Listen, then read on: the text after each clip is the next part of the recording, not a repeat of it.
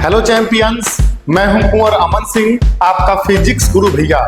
और आज हम लोग स्टार्ट करने जा रहे हैं फिजिक्स का एक और इंपॉर्टेंट टॉपिक, जिसका नाम है रेसिस्टेंस ऑफ अ कंडक्टर। तो चलो स्टार्ट करते हैं मेरे भाई।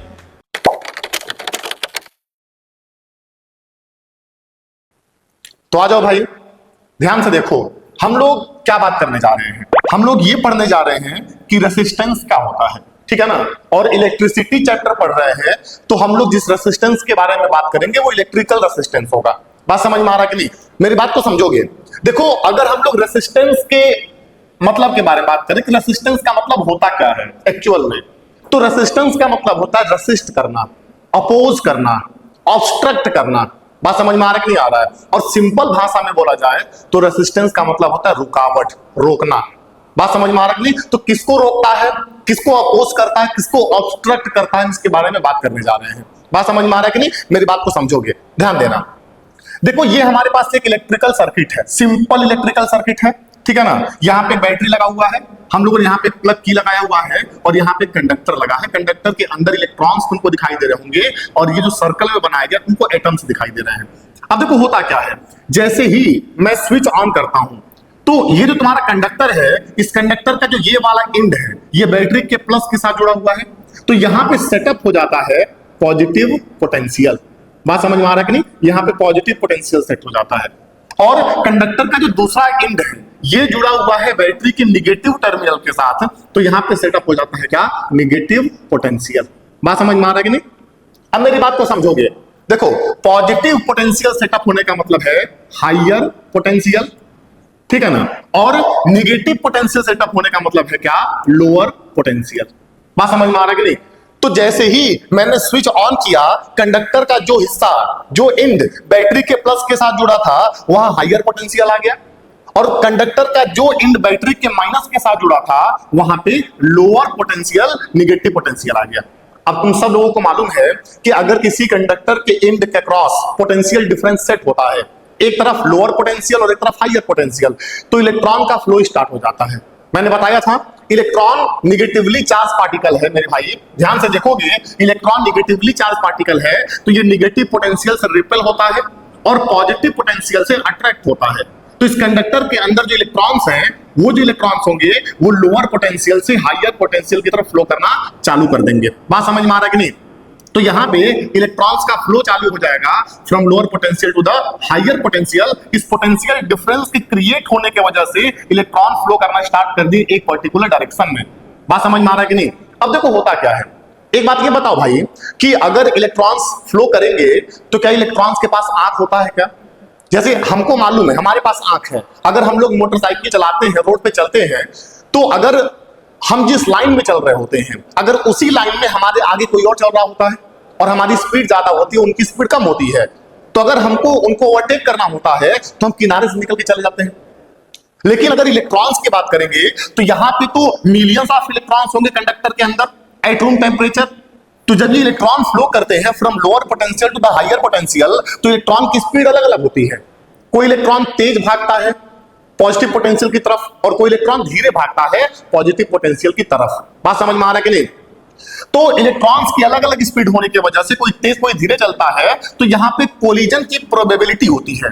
होता यह है, इलेक्ट्रॉन्स आपस में कोलाइड कर सकते हैं, और इलेक्ट्रॉन्स एटम के साथ भी कोलाइड कर सकते हैं, क्योंकि जब इलेक्ट्रॉन निगेटिव पोटेंशियल से हाई पॉजिटिव पोटेंशियल मतलब हायर पोटेंशियल की तरफ फ्लो करेंगे, इधर से उधर जाएंगे, जब फ्लो करेंगे तो ये आपस में टकरा सकते हैं due to their different speeds. बात समझ में आ रहा है कि नहीं? और कंडक्टर के अंदर प्रेजेंट एटम्स के साथ भी क्या कर सकते हैं? कोलाइड कर सकते हैं। और एक बात ये बताओ मेरे भाई, अगर कोलिजन होता है तो इलेक्ट्रॉन के फ्लो में रुकावट आता है। जैसे अगर तुम अपने घर से निकल करके और सबसे नजदीक वाले मार्केट में जाते हो, ठीक है ना, तो हो सकता है कि तुम जा रहे हो, तुम्हारे सामने कोई आ गया, या तुम किसी से टकरा गए। जब टकराओगे तो बाइक लेके गिर जाओगे, साइकिल लेके गिर जाओगे, और जब गिरोगे तो उठोगे, फिर साइकिल चलाओगे, तो तुम्हारे फ्लो में, तुम्हारे चलने में रुकावट आ गया। बात समझ में आ रहा है कि नहीं आ रहा? तुम्हारे मूवमेंट का अपोज हो गया। वही यहां पे इलेक्ट्रॉन के साथ होता है मेरे भाई। बात समझ में आ रहा है कि नहीं? जब इलेक्ट्रॉन इस पोटेंशियल से, निगेटिव पोटेंशियल से पॉजिटिव पोटेंशियल की तरफ फ्लो करके जाते हैं, तो आपस में कोलाइड करते हैं। आपस में कोलाइड नहीं करेंगे, नहीं करते तो एटम के साथ कोलाइड कर लेते हैं। तो इस कोलिजन की वजह से भाई इलेक्ट्रॉन के फ्लो में रुकावट आता है। और एक बात ये बताओ, जब इलेक्ट्रॉन फ्लो करता है from lower potential to the higher potential, तो इलेक्ट्रॉन के फ्लो से करंट बनता है, और जो करंट के फ्लो का डायरेक्शन है वो from higher potential to the lower potential होता है। तो करंट इधर से इधर फ्लो करता है, इलेक्ट्रॉन के फ्लो के अपोजिट फ्लो करता है। तो अगर इलेक्ट्रॉन अच्छे तरीके से नहीं फ्लो करेगा, इलेक्ट्रॉन आपस में कोलाइड करेंगे, इलेक्ट्रॉन के फ्लो में रुकावट आएगा, तो करंट के फ्लो में भी तो रुकावट आएगा मेरे भाई। बताओ, ध्यान से मेरी बात को समझो। अगर इलेक्ट्रॉन फ्लो कर रहा है, इलेक्ट्रॉन आपस में कोलाइड कर रहा है, इलेक्ट्रॉन के फ्लो में रुकावट आ रहा है, तो करंट के फ्लो में भी क्या आएगा? रुकावट आएगा। और करंट के फ्लो में रुकावट आता है इलेक्ट्रॉन के कोलिजन की वजह से, इलेक्ट्रॉन के टकराने की वजह से, जब वो किसी पर्टिकुलर डायरेक्शन में फ्लो करते हैं। बात समझ में आ रहा है कि नहीं? और इसी को हम लोग क्या बोलते हैं? रेसिस्टेंस। बात समझ में आ रहा है कि नहीं? Resistance offered to the electric current that is flows in the conductor. समझ में आ रहा है कि नहीं आ रहा है? ठीक है ना? तो ये तुम्हारा रेसिस्टेंस होता है, रुकावट होता है। क्लियर है? देखो यहां पे क्या लिखा गया है।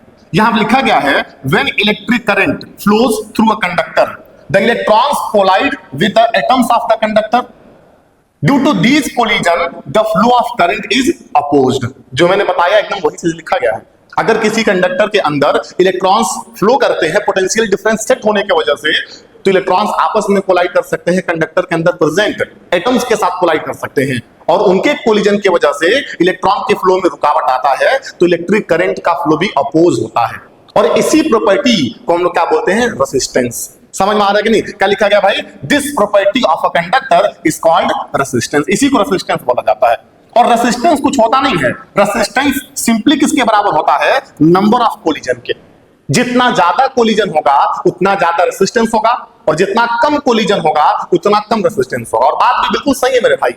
अगर कोलिजन होगा ही नहीं तो इलेक्ट्रॉन आराम से फ्लो करेंगे from lower potential to the higher potential, तो इलेक्ट्रॉन के फ्लो में रुकावट नहीं आएगा, तो करंट भी अच्छे तरीके से फ्लो करेगा। लेकिन अगर कोलिजन होगा, इलेक्ट्रॉन कोलाइड करेंगे फ्लो करते दौरान, तो इलेक्ट्रॉन के फ्लो में रुकावट आएगा, तो फिर करंट का फ्लो भी अपोज होगा। समझ में आ रहा है कि नहीं? चलो भाई आगे बढ़ते हैं। अब यहां पे क्या लिखा गया है? रेसिस्टेंस क्या होता है? Resistance is the property of a conductor. Resistance किसी कंडक्टर की प्रॉपर्टी होती है by which it opposes the flow of electric current through it. मतलब रेसिस्टेंस किसी कंडक्टर की प्रॉपर्टी होती है जिसकी वजह से उस कंडक्टर में फ्लो होने वाला करंट अपोज होता है, क्योंकि इलेक्ट्रॉन का फ्लो अपोज होता है कोलिजन की वजह से। समझ में आ रहा है कि नहीं आ रहा है? ठीक है ना? रेसिस्टेंस का सिंबल आर होता है, कैपिटल आर, और रेसिस्टेंस का एसआई यूनिट ओम होता है। ओम, इसका सिंबल इस तरीके से बनाया जाता है भाई, इस तरीके से बनाया जाता है। समझ में आ रहा है कि नहीं? क्योंकि रेसिस्टेंस को सबसे पहले बताने वाले साइंटिस्ट का नाम क्या था? जॉर्ज साइमन ओम। और उन्होंने जो है रेसिस्टेंस के बारे में सबसे पहले दुनिया को बताया था, इलेक्ट्रिकल रेसिस्टेंस के बारे में। क्लियर है कि नहीं? अब देखो रेसिस्टेंस का यूनिट क्या होता है? रेसिस्टेंस का यूनिट ओम होता है। इसका फॉर्मूला क्या होता है? Potential difference upon current. समझ में आ रहा है कि नहीं? यहां तक कहानी क्लियर है? तो ये पूरी जानकारी तुमको रेसिस्टेंस के बारे में मिल गया। अब इसके बाद से आगे बढ़ेंगे और हम बात करेंगे कि कौन कौन से ऐसे फैक्टर हैं जो किसी भी कंडक्टर के रेसिस्टेंस को अफेक्ट करते हैं। बात समझ में आ रहा है कि नहीं आ रहा है? ध्यान से मेरी बात को समझना। देखो क्या लिखा गया भाई? Factors affecting resistance of a conductor, और सबसे पहला फैक्टर है लेंथ ऑफ अ कंडक्टर। बात समझ में आ रहा है कि नहीं? अब मेरी बात को समझना। किसी भी कंडक्टर का जो लेंथ है ना, वो उसके रेसिस्टेंस को अफेक्ट करता है। कैसे? अगर कंडक्टर का लेंथ ज्यादा होगा तो उस कंडक्टर का रेसिस्टेंस भी क्या होगा भाई? ज्यादा होगा। और अगर कंडक्टर का लेंथ कम होगा तो उसका रेसिस्टेंस कम होगा। ऐसा क्यों? ऐसा इसलिए है क्योंकि अगर छोटा लेंथ होगा तो होता यह है इलेक्ट्रॉन को कम डिस्टेंस कवर करना पड़ेगा, तो हो सकता है कि वो कम टकराए। लेकिन अगर लेंथ को बढ़ा दिया जाएगा तो इलेक्ट्रॉन को ज्यादा डिस्टेंस कवर करना पड़ेगा, तो हो सकता है वो ज्यादा टकराएंगे। बात समझ में आ रहा है कि नहीं? जैसे अगर तुमको मान लो एग्जांपल के तौर पे, अगर यहां से मैं अपनी जगह की एग्जांपल लेता हूं, अगर मेरे चौराहे से पादरी बाजार तक जाना है तो नजदीक है, तो हो सकता है कि यहां से कोई लड़का जब पादरी बाजार जा रहा है तो वो कम टकराए, कोलिजन कम हो। लेकिन अगर मैं बोलूंगा पादरी बाजार से असुरन तक जाना है, तो मैंने डिस्टेंस बढ़ा दिया, पादरी बाजार नजदीक है, असुरन दूर है, तो होगा क्या भाई? हो सकता है कि वो यहां से पादरी बाजार तक न टकराए, लेकिन असुरन जाते जाते कोलाइड कर जाए तो रुकावट आ जाए। समझ में आ रहा है कि नहीं? तो डिस्टेंस के बढ़ने से, लेंथ के बढ़ने से रेसिस्टेंस बढ़ता है। समझ में आ रहा है कि नहीं? तो क्या लिखा गया भाई? Resistance is directly proportional to the length of the conductor. मतलब जितना ज्यादा लेंथ होगा उस कंडक्टर का उतना ही ज्यादा क्या होगा? रेसिस्टेंस होगा। अब मेरी बात को समझना। देखो यहां पे कॉपर का वायर है, कॉपर का रॉड है, और यहां पर भी कॉपर का रॉड है। इसका लेंथ L1, इसका लेंथ L2। अब ध्यान से देखोगे तो जो L1 लेंथ है वो छोटा है और L2 लेंथ क्या है? बड़ा है। तो इसका मतलब ये है कि इसका जो रेसिस्टेंस होगा R1 वो कम होगा और इसका जो रेसिस्टेंस होगा R2 वो क्या होगा, ज्यादा होगा। More length more will be resistance. अगर लेंथ ज्यादा होगा तो रेसिस्टेंस क्या होगा, ज्यादा होगा, और लेंथ कम होगा तो रेसिस्टेंस क्या होगा, कम होगा। इस बात को तुमको ध्यान में रखना है। अब उसके बाद से अगर हम लोग बात करते हैं दूसरे फैक्टर के बारे में, तो दूसरा फैक्टर होता है एरिया ऑफ क्रॉस सेक्शन। अब देखो ये क्या होता है, एरिया ऑफ क्रॉस सेक्शन का मतलब होता है ना, किसी भी कंडक्टर का जो थिकनेस है उसका एरिया, उसी को क्या बोलते हैं, एरिया ऑफ क्रॉस सेक्शन। और अगर किसी भी कंडक्टर का एरिया ऑफ क्रॉस सेक्शन ज्यादा है, मतलब वो कंडक्टर थिक है, बात समझ में आ रहा है कि मोटा है। अगर कंडक्टर मोटा होगा तो इलेक्ट्रॉन आसानी से फ्लो कर पाएंगे, और अगर कोई कंडक्टर पतला होगा तो इलेक्ट्रॉन आसानी से फ्लो नहीं कर पाएंगे। इसको तुम डेली लाइफ एग्जांपल्स के साथ समझ सकते हो। जैसे अगर पतला रास्ता है, अगर रास्ता पतला होता है तो टकराने की संभावना क्या होती है, ज्यादा होती है ना। लेकिन अगर वही रास्ता चौड़ा होता है, बात समझ में आ रहा है कि नहीं, तो चौड़े रास्ते पे कोलिजन की प्रोबेबिलिटी क्या हो जाती है, कम हो जाती है। इसीलिए सरकारें क्या करती हैं, चौराहे पे रास्ते को चौड़ा करती हैं। रास्ता चौड़ा होगा तो कोलिजन कम होगा। और सेम चीज यहां पर भी एप्लीकेबल होता है। बात समझ में आ रहा है कि नहीं। देखो ये कॉपर का वायर है, इसका लेंथ L, ये भी कॉपर का वायर, इसका भी लेंथ क्या है, L। लेंथ में कोई अंतर नहीं है, लेकिन इसका जो एरिया ऑफ क्रॉस सेक्शन है वो A1 है और इसका एरिया ऑफ क्रॉस सेक्शन क्या है, A2 है।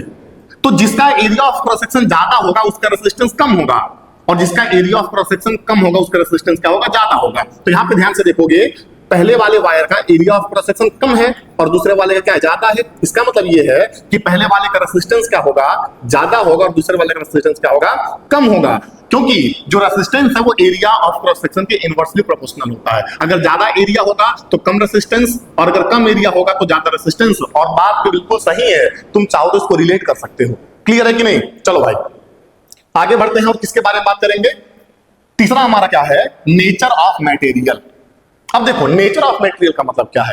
देखो अगर तुम्हारे पास दो मटेरियल है, दो रॉड है, एक कॉपर का रॉड है और एक नाइक्रोम का रॉड है, ठीक है ना। अगर कॉपर के रॉड के बारे में बात करेंगे तो कॉपर का रॉड का लेंथ L है और नाइक्रोम के रॉड का लेंथ भी कितना है, L है, और इसका area of cross section A है और इसका भी एरिया ऑफ क्रॉस सेक्शन कितना, A है। दोनों का सेम है, लेकिन दोनों का रेजिस्टेंस अलग अलग होगा, क्योंकि दोनों में इलेक्ट्रॉन डेंसिटी अलग अलग होती है। अगर कॉपर की बात करेंगे तो कॉपर में इलेक्ट्रॉन्स ज्यादा होते हैं, फ्री इलेक्ट्रॉन्स ज्यादा होते हैं रूम टेम्परेचर। अगर ज्यादा इलेक्ट्रॉन होंगे तो ज्यादा इलेक्ट्रॉन फ्लो करेंगे तो करंट कैरियर बढ़ेगा, तो करंट बढ़ेगा। बात समझ में आ रहा है कि नहीं। तो रेजिस्टेंस क्या होगा, कम होगा। मेरी बात को समझना मैं क्या बताना चाहता हूं। देखो अगर कॉपर की बात करेंगे तो कॉपर में फ्री इलेक्ट्रॉन्स ज्यादा होते हैं, और इलेक्ट्रॉन ज्यादा होंगे तो करंट को कैरी करने वाले चार्ज पार्टिकल भी ज्यादा होंगे। अगर चार्ज पार्टिकल ज्यादा होंगे तो करंट आसानी से कैरी हो जाएगा, तो इसका रेजिस्टेंस कम होगा। लेकिन अगर नाइक्रोम की बात करेंगे तो नाइक्रोम में फ्री इलेक्ट्रॉन्स कम होते हैं। अगर इलेक्ट्रॉन्स कम होंगे तो करंट कैरियर कम होंगे, तो कम करंट फ्लो करेगा, तो रेजिस्टेंस क्या होगा, ज्यादा होगा। इसी को बोलते हैं नेचर ऑफ मटेरियल। समझ में आ रहा है कि नहीं आ रहा है। जैसे ये बताओ, यहां पे इलेक्ट्रॉन जब ज्यादा होंगे तो करंट को फ्लो भी ज्यादा कराएंगे ना, क्योंकि इलेक्ट्रॉन ज्यादा फ्लो करेंगे तो करंट ज्यादा फ्लो करेगा। और यहाँ पे इलेक्ट्रॉन्स कम है तो कम ही इलेक्ट्रॉन फ्लो करेगा, तो कम करंट बनेगा, तो रेजिस्टेंस ज्यादा हो जाएगा। सिंपल सी बात है। तो यहां पे ध्यान से देखोगे, कॉपर का रेजिस्टेंस कम होगा और नाइक्रोम का रेजिस्टेंस क्या होगा भाई, ज्यादा होगा, क्योंकि कॉपर अच्छे नेचर का मटेरियल है और रेजिस्टेंस का नेचर उतना अच्छा नहीं है। अच्छे नेचर इन द सेंस ये होता है कि इलेक्ट्रॉन डेंसिटी ज्यादा होती है, और कॉपर से भी अच्छी किसके पास होती है, सिल्वर के पास। तो silver best conductor of electricity होता है। बात समझ में आ रहा है कि नहीं। क्योंकि सिल्वर के पास इलेक्ट्रॉन डेंसिटी ज्यादा है, सिल्वर के पास इलेक्ट्रॉन ज्यादा है, करंट कैरियर ज्यादा है, तो अच्छे से वो फ्लो करेंगे, तो करंट ज्यादा फ्लो कर सकेगा उसमें से। क्लियर है कि नहीं। चलो अब इसके बाद हम आगे बढ़ेंगे और बात करेंगे इसके बारे में, टेम्परेचर के बारे में। टेम्परेचर, अब देखो ये क्या होता है, टेम्परेचर कैसे किसी भी कंडक्टर के रेजिस्टेंस को अफेक्ट करता है। देखो होता ये है ना, जैसे मान लो अगर ये कॉपर है, ये भी कॉपर है, दोनों का नेचर सेम होगा, दोनों सेम मटेरियल से बने हुए हैं, दोनों का एरिया ऑफ क्रॉस सेक्शन भी सेम है, दोनों का लेंथ भी सेम है, सब सेम है। लेकिन ये तुम्हारा T1 टेम्परेचर पे है और ये तुम्हारा क्या है, T2 टेम्परेचर पे है। दोनों का टेम्परेचर अलग अलग है। बात समझ में आ रहा है कि नहीं। देखो ये रूम टेम्परेचर पे है और ये रूम टेम्परेचर से ज्यादा टेम्परेचर पे इसको हीट किया जा रहा है। अब देखो इसमें क्या होगा, यहां पे लिखोगे क्या, T1 is less than T2, तो इसका टेम्परेचर कम, इसका टेम्परेचर ज्यादा। अब होता क्या है, टेम्परेचर के बढ़ने से क्या होता है ना भाई, जो इस कॉपर के अंदर एटम होगा, जो इस कॉपर के अंदर इलेक्ट्रॉन्स होंगे, उनका थर्मल एनर्जी बढ़ता है। इसको हीट कर रहे हैं ना, जब हीट करेंगे तो इलेक्ट्रॉन्स का, एटम्स का थर्मल एनर्जी बढ़ता है, और थर्मल एनर्जी बढ़ने की वजह से उनका जो रैंडम डायरेक्शन में वाइब्रेशन होता है, मोशन होता है वो तेज हो जाता है। और जब वो रैंडम डायरेक्शन में ज्यादा तेज तरीके से मोशन करते हैं तो आपस में ज्यादा टकराते हैं। समझ में आ रहा है कि नहीं? मेरी बात को समझना। देखो अगर ये कॉपर है, कॉपर का टेम्परेचर ज्यादा है, इसको हीट किया जा रहा है, तो इसकी हीट को कौन एब्जॉर्ब करता है? कॉपर के एटम, कॉपर के फ्री इलेक्ट्रॉन्स। जब हीट को एब्जॉर्ब करेंगे तो उनकी थर्मल एनर्जी बढ़ती है, उनकी काइनेटिक एनर्जी बढ़ती है, उनकी वेलोसिटी बढ़ती है, तो वो ज्यादा तेजी के साथ रैंडम मोशन करना चालू कर देते हैं। तो जल्दी जल्दी कोलिजन होता है। अगर कोलिजन जल्दी जल्दी होगा तो नंबर ऑफ कोलिजन बढ़ जाता है, तो रेजिस्टेंस भी बढ़ जाता है। तो हाईयर टेम्परेचर पर रेजिस्टेंस ज्यादा होगा और लोअर टेम्परेचर पर रेजिस्टेंस कम होगा। क्लियर है कि नहीं? तो इसका टेम्परेचर कम है तो इसका रेजिस्टेंस क्या होगा भाई? मेरी बात को समझना। अगर इसका देखा जाए तो इसका रेजिस्टेंस क्या है, ध्यान से मेरी बात को समझोगे। इसका टेम्परेचर क्या है? कम, तो इसका रेजिस्टेंस भी क्या होगा? कम होगा। और इसका टेम्परेचर क्या है? ज्यादा, तो इसका रेजिस्टेंस भी क्या होगा? ज्यादा। ये सबको समझ में आना चाहिए। कहानी क्लियर है कि नहीं? चलो अब यहां से आगे बढ़ा जाए। अब क्वेश्चन लगाएंगे। 4 फैक्टर है जो किसी भी कंडक्टर के रेजिस्टेंस को अफेक्ट करते हैं: length, area of cross section, nature of material और टेम्परेचर। ज्यादा लेंथ ज्यादा रेजिस्टेंस, कम लेंथ कम रेजिस्टेंस। अगर एरिया ज्यादा होगा तो रेजिस्टेंस कम होगा, एरिया कम होगा तो रेजिस्टेंस ज्यादा होगा। तीसरा, नेचर ऑफ मटेरियल, जितने अच्छे नेचर का मटेरियल होगा उतना कम रेजिस्टेंस, और जितने बेकार नेचर का मटेरियल होगा उतना ही ज्यादा रेजिस्टेंस। लोअर टेम्परेचर पे कंडक्टर का रेजिस्टेंस कम होता है और हाईयर टेम्परेचर पे कंडक्टर का रेजिस्टेंस ज्यादा होता है। बात समझ में आ रहा है कि नहीं? ये सारी बातें तुमको दिमाग में रखनी है। उसको दिमाग में रखते हुए हम ये क्वेश्चन सॉल्व करेंगे। ध्यान से मेरी बात को समझो।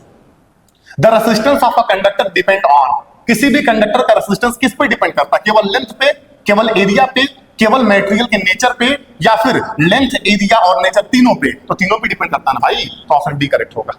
ठीक है, चलो आगे बढ़ते हैं।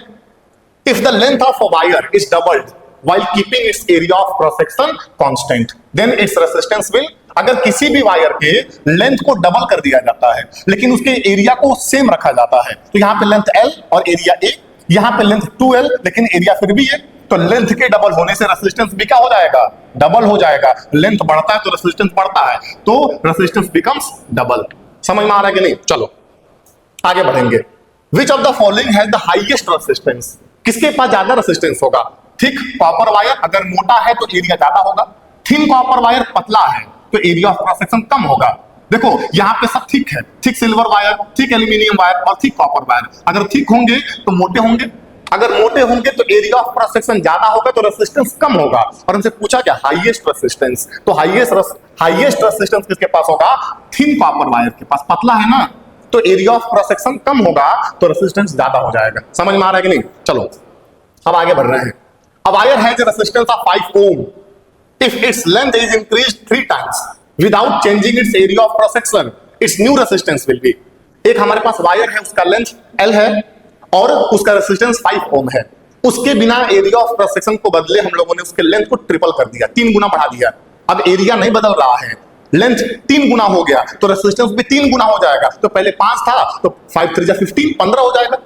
समझ में आ रहा है कि नहीं? तो सिंपल ये मुंह से हो जाएगा। कितना हो जाएगा भाई? 15 ओम हो जाएगा, क्योंकि लेंथ ट्रिपल हो गया तो रेजिस्टेंस भी ट्रिपल होगा। ठीक है ना? तो रेजिस्टेंस यहाँ पे 5 था और यहाँ पे 15 हो जाएगा। हो गया तुम्हारा सॉल्व क्वेश्चन। क्लियर है कि नहीं? चलो अब इसके बाद से ये क्वेश्चन तुम्हारा होमवर्क है भाई, इसको तुम घर से करके लेकर के आओगे। घर से करके लेकर के आने का मतलब है सॉल्व करोगे और इसका आंसर कमेंट बॉक्स में कमेंट करोगे। उम्मीद करता हूं मेरे भाई तुमको ये पूरी क्लास समझ में आई होगी।